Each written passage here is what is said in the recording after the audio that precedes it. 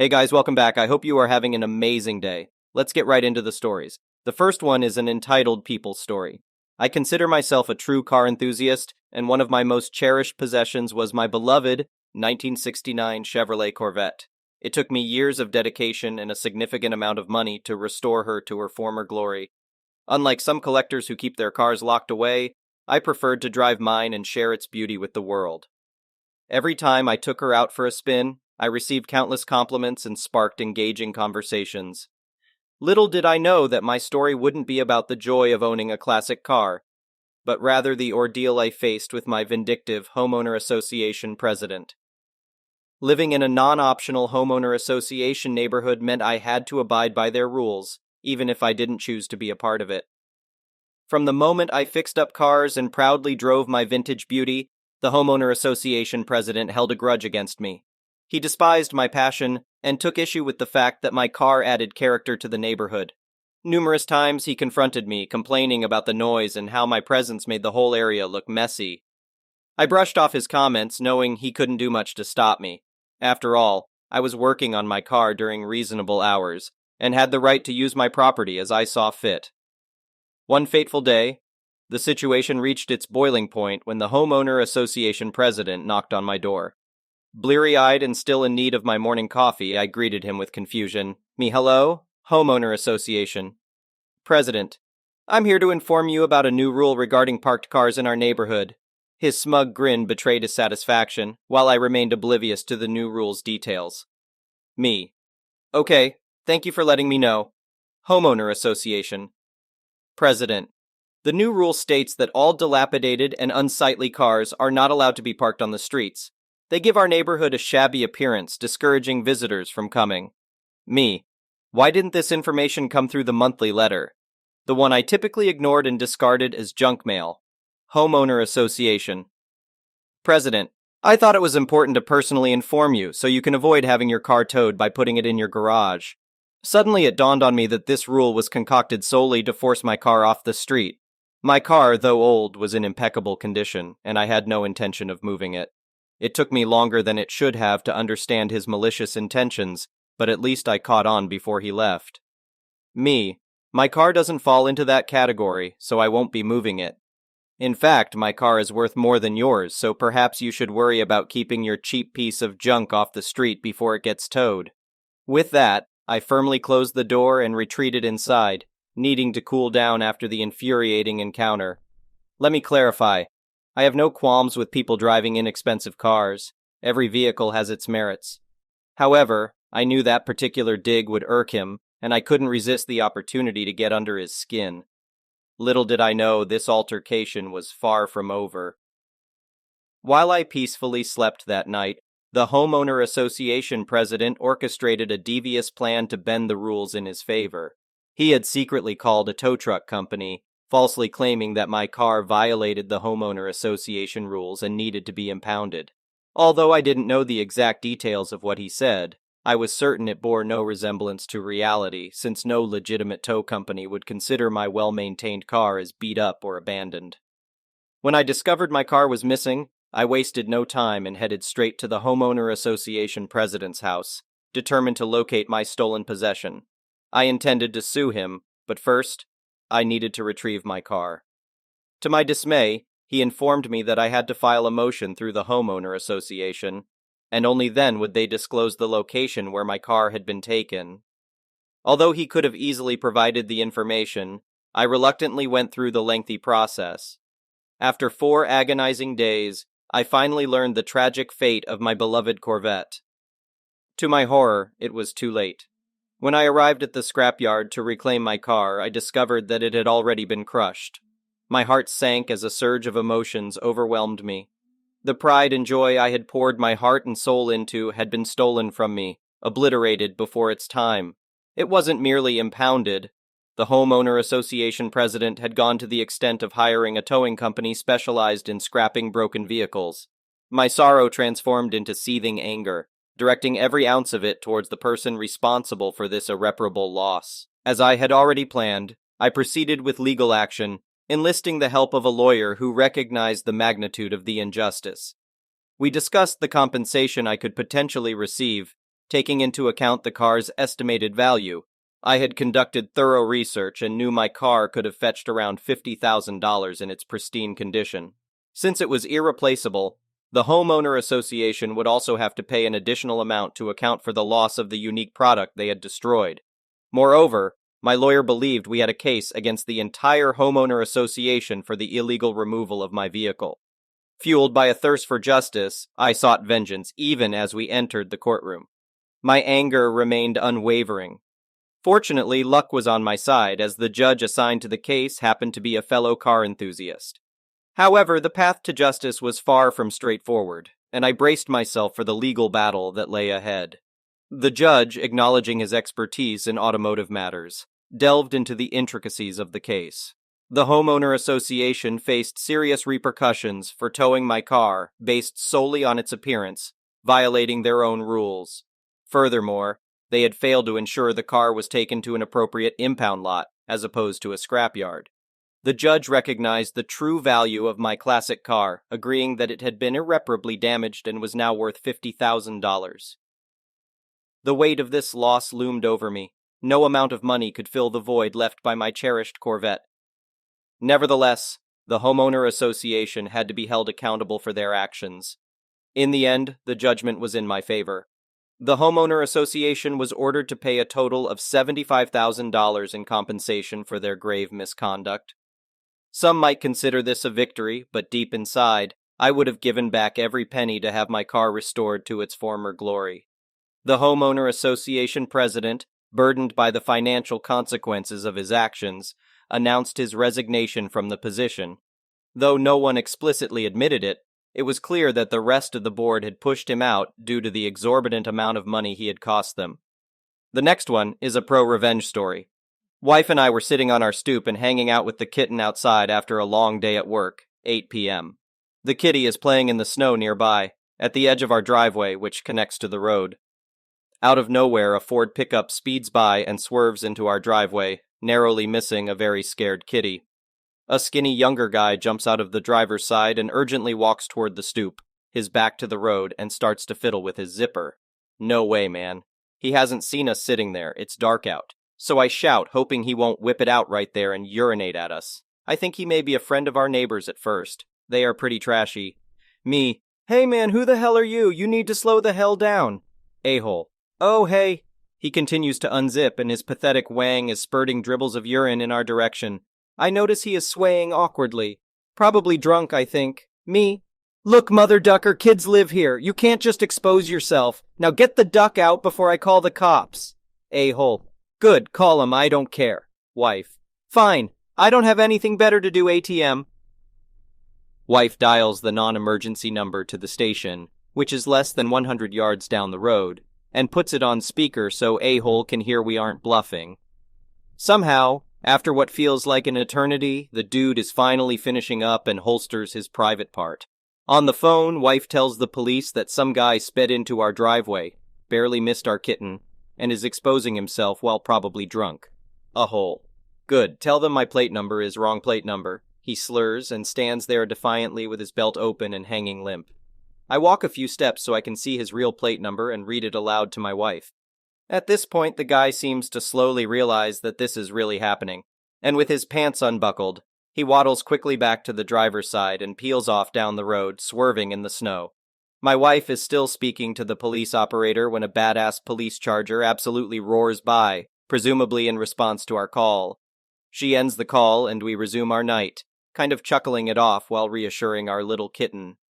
The next day we call back to see if anything came of it in the end. Turns out they got him just down the road. DUI, underage possession of alcohol, indecent exposure in a school zone, and reckless driving. We caught all the audio on our front door camera and forwarded it to the officer in charge. They say it may help add more charges and strengthen others. Good luck, a-hole with no license, fines out the ass, and being a registered sex offender for life. The morale is, if someone warns you to move along, you better do it. Also, don't drive drunk, people. The next one is a petty revenge story. About 4 years ago, I used to live in a nice homeowners association in a small town in Texas, and enjoyed having only one neighbor over my backyard fence. The plot was about 2 acres, and the other side of the backyard butted up to a hayfield. The stars were beautiful at night because of virtually no light pollution. However, my neighbor decided to install an incredibly bright security light over their back porch aimed right at my back patio and bedroom windows. I tried to ignore it at first and put shades in the bedroom, but on the patio, it was like having a bright LED headlight in your face all night. I consulted the homeowner association about adding a privacy addition to my fence to increase its height, and they said no because it's already at the 8-foot maximum allowed height. They said there was nothing in the bylaws or whatever about bright lights, so there was nothing they could do. Diplomacy. So I hated for this to be the thing where we finally had a formal greeting after 3 years of back porch waves, but I walked over and rang the doorbell with $20. I politely explained how the light was causing the aforementioned nuisance and asked if there was any way I could convince him to point the light down or in a different direction. I even offered to buy him a case of beer, the $20, out of goodwill, and even a new motion-sensing light. He seemed nice and agreed to point it down, but after waiting a month, nothing changed. I went back to have another polite conversation, and he said he had changed his mind and was going to leave it on every night and leave it pointed as is. Petty revenge. Needless to say, I was a bit upset that diplomacy failed, and I started figuring out how to win. If the military taught me anything, there are always ways to adapt and overcome, so I started researching fast-growing plants to create big privacy walls and reading through the homeowner association, bylaws, and city-state ordinances to find out what I could or couldn't plant and if there were any repercussions for encroachment across the property line. I quickly discovered that running bamboo, despite being very invasive, would grow super fast and make the neighbor's house and light disappear from view.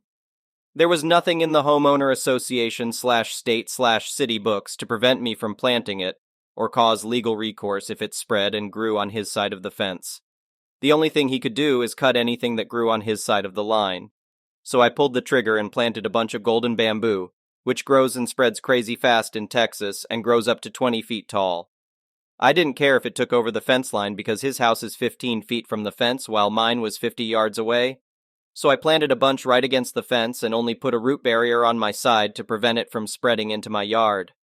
Within 6 months, his house and light were gone from view, replaced by a pretty bamboo jungle row at the edge of my yard. Within 1 year, he complained that it was growing into his yard via mailed letters, but they went right into the trash with no response. He rang my doorbell once, and I looked at him through the window but just didn't answer the door. I unexpectedly sold the house and moved 2 years after planting for a career opportunity. It's been 2 years since I sold, and I just checked the property on Google Earth, and his entire backyard is bamboo. The next one is an entitled people story. I am 26 years old, and I decided to open my own business this year. Moving forward in this post, I should point out that I'm from a small town, 1,000 people, in the rural Midwest. Because of this, everyone has some sort of connection with someone. We went to one of the liquor stores in the closest city 30-ish minutes away, small city 8,000 people. When we were grabbing some alcohol for a party, I was looking at the prices and saw how insane the prices were. For a 6-pack of a local beer, we were charged $15. I was thinking about this and figured that I could probably make bank opening a liquor store. Back in February, I was furious about my crappy job and thinking out loud how cool it would be to own my own business to a friend. My friend's mom happened to be the president of the local bank. He told me, "Hey, with the pandemic, the bank has been struggling to find customers to give out loans. Right now, the bank is giving loans for cheap." A couple of weeks later, I went in and met with my friend's mom and pitched my idea with the research I had done on alcohol prices, potential demand, and estimated income. I got the loan at a fantastic interest rate. I bought a building, which happened to be the former bank, and hired my dad to help me renovate the building. My dad is a general contractor, and he gave me an excellent quote on materials and labor. After working everything out with the distributors, getting the proper licenses, and getting my paperwork I needed for the government, I was ready to open my liquor store in May. I had started taking out ads in the local newspaper advertising my store and my prices. When I was in talks with my distributors, I learned, even with inflation and everything else, the liquor stores in the city had like an 80% markup. I talked to a local business owner, and he suggested that I have around a 35% to 40% markup. Because of this, I was significantly cheaper than the closest liquor store, and had a much wider selection than the gas stations and small local stores nearby. My hometown is near a national forest, As such, we have a ton of people who come up for weekends for recreational activities year-round. My first week, the week before Memorial Weekend, after opening, I had made a $4,000 profit. It was great being my own boss. If someone was rude to me or my girlfriend, oh, I'm sorry, you can do your business elsewhere. If someone tells my GF, go back to China, you chink idiot, they can pay me 15% more at the register. Did the gang and I run out of alcohol? Time to grab my keys, not car keys, the store keys. My apartment is like 2 blocks away, and go to the store. That's not to say that it wasn't difficult running my own business, especially that my only employee was my GF, and we were both working 6 or 7, 10 to 12-hour days a week. I was both manager, accountant, and cashier, but duck, it's so much nicer knowing I can tell someone to pound sand for being a prick. Couple of weeks after Memorial Day, some old guy walks into my store a couple of minutes after I opened. He seemed friendly enough, but eventually he offered to buy my store. I'm not going to say the amount, but it wouldn't have even covered my principal on the loan. I rejected the proposal outright and refused to negotiate the sum higher. He walked out of my store saying, "Welp, you'll be sorry you rejected that offer." The next month, a guy walked into my store and asked if I was the owner. After saying yes, I was informed that my business was being sued by this random guy I never heard of for libel. After he left, I was freaking out and I decided that I was going to close early. When I got home, I Googled the guy and soon saw a picture of the guy that tried to buy my store. It turns out that that is the guy who owns both of the liquor stores in the nearby city. It also just so happens that he is on city council. With a little bit of further digging, I learned that this city has an ordinance that reads, "Any business institution that does not fulfill the definition of a restaurant, tavern, or liquor dispensary will be excluded from obtaining a license for the sale of alcohol."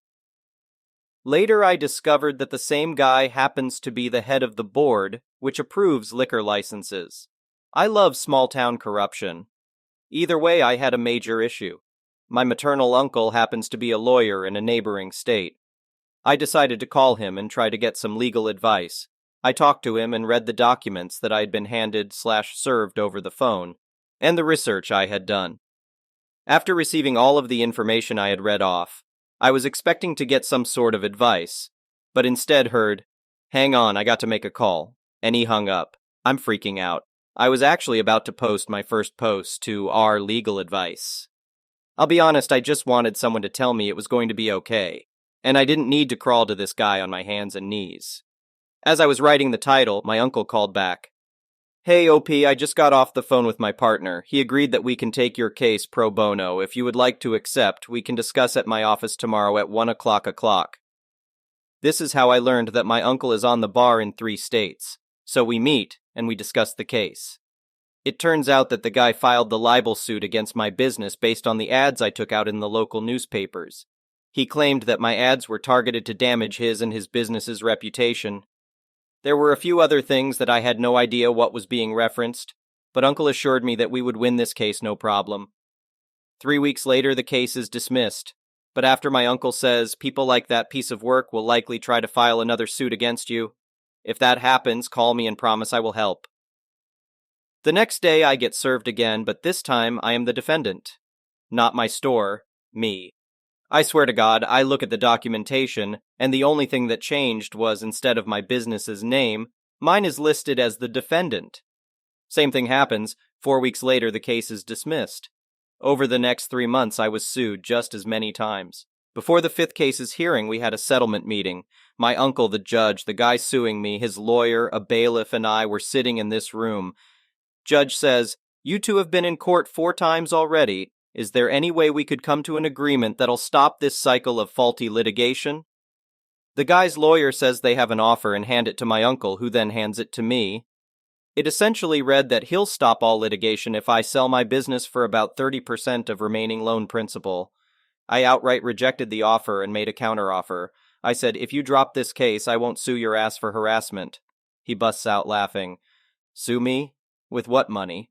The legal fees alone ought to have drained you. You should be happy I chose to extend this offer and not sue your ass into bankruptcy and buy that shithole from the bank when the foreclose on your dumb ass." The judge, the bailiff, and the guy's own lawyer were all looking at him aghast for saying the silent part out loud about the real reason I was getting sued. My uncle straight out said to him, Oh, I am sorry, apparently you were never told. I have taken all of my nephew's cases pro bono. The only money he has spent on your litigations is gas, and bluntly, sir, I think your outburst has just ensured a suit against you. After that, we just left, and I was then informed a few days later the litigation was dropped. Right now, my uncle and I are talking about the future suit against the guy. I want to sue the guy for a very high amount to try and get press attention on this guy and his sketchy actions. Although my uncle warned me that we'll need to be careful, because if we set the damages too high, it'll look like we're just being vindictive. This suit won't be pro bono, but after getting sued 5 times for free, essentially, I'm not going to complain. Looking back on this, I am so thankful that my friends and family supported the entire way, especially my uncle. Without my uncle, I would have absolutely lost my business. The next one is an entitled parent story. This happened a year ago. I, 26F at the time in 2021, have only one living paternal grandmother, 90F. Growing up, I tried to bond with her and form an emotional connection, but it turned out that we were not related by blood. I would often be compared to her favorite grandchildren. She would constantly emotionally abuse me, calling me the black sheep of the family, and telling me that I wouldn't succeed in life. This led me to consider ending my own life because she constantly demotivated me. The final straw came when my older brother, 25M, passed away. She told my grieving parents, "Another filthy soul out of this world." My brother was an innocent soul who was killed for simply eating at a fast food restaurant. I snapped at her and said, "The day of your funeral, I'll probably wear the brightest red dress I have in my closet because I will never mourn your loss. In fact, I'll celebrate when that happens." This incident occurred in 2014. Since then, at every family event, I have avoided her or pretended she doesn't exist. I have even skipped attending her birthday parties. So, last November, she got sick and wanted all her children and grandchildren to take care of her in the hospital since her favorite daughter, my aunt, 52F, and her favorite grandchildren, 33F, 31M, and 25F, couldn't do it. She said this to my dad over the phone, and I told her, "Sorry, but my grandparents died in 2004 and 2012, and I don't have any other grandparents since I am not considered a granddaughter by my last living grandparent." She started to cry, or rather, manipulate, and told me that I am her granddaughter, and that this could be a good opportunity to bond and mend our relationship. I responded, "Now I'm your granddaughter? I needed you for 26 years, but in those 26 years you emotionally broke me. I can't do it now since I study and work, and besides, there's no relationship left to save." I hung up on my father before she could say anything. I've been told that I'm a horrible human being for what I said to her, but I don't feel sorry for her at all. She dug her own grave, and now she can lie in it for all I care. That's karma for you. Thank you for watching. I would really appreciate it if you could like the video and subscribe to our channel if you haven't already. We'll see you again tomorrow.